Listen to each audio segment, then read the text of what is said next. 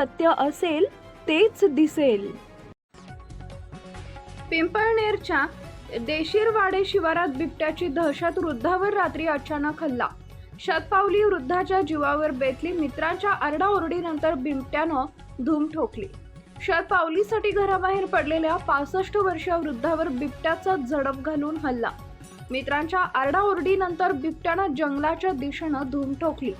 पिंपळनेर परिसरातील देशीरवाडे शिवारात बिबट्याची दहशत पुन्हा एकदा समोर आली असून रात्रीच्या वेळी एका 65 वर्षीय वृद्ध व्यक्तीवर बिबट्यानं हल्ला केल्याची धक्कादायक घटना घडली आहे. या घटनेमुळे परिसरातील ग्रामस्थांमध्ये भीतीचं वातावरण निर्माण झालंय. मिळालेल्या माहितीनुसार संबंधित वृद्ध व्यक्ती रात्री जेवण आटोपल्यानंतर नेहमीप्रमाणे मित्रांसोबत शतपावली करण्यासाठी घराबाहेर पडले होते.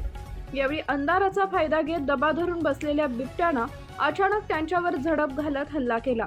अचानक झालेल्या या प्रकारामुळे परिसरात एकच गोंधळ उडाला.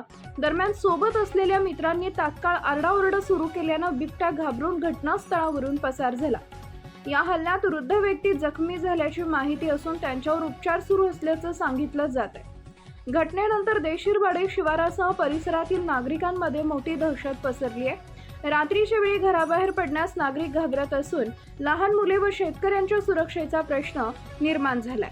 ग्रामस्थांनी वन विभागाला तातडीनं पिंजरा लावून बिबट्याला जेरबंद करावे तसेच परिसरात गस्त वाढवावी अशी मागणी केली आहे.